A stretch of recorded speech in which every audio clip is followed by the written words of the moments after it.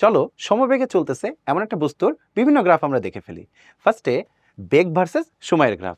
এই বস্তু তো সমবেগে চলতেছে, তাহলে কি তোমার সময়ের সাথে সাথে বেগ কি চেঞ্জ হবে? উত্তর হচ্ছে না, বেগ সেম থাকবে। তাহলে গ্রাফটা কেমন হবে? একদম সোজা লাইন।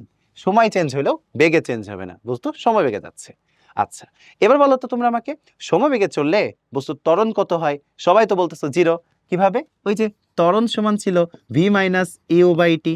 এখন সমবেগে চললে শেষ বেগ শুরুর বেগ সব সেম থাকবে, তাহলে সেক্ষেত্রে কি হবে?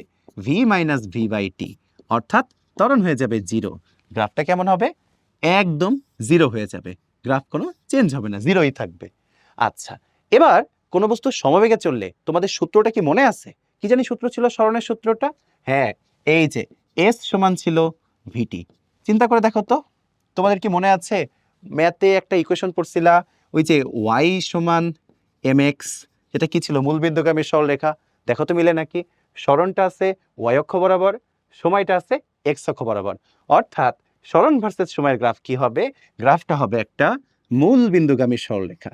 দেখছো কতটা সহজ, কত সহজে গ্রাফগুলো করা যায়।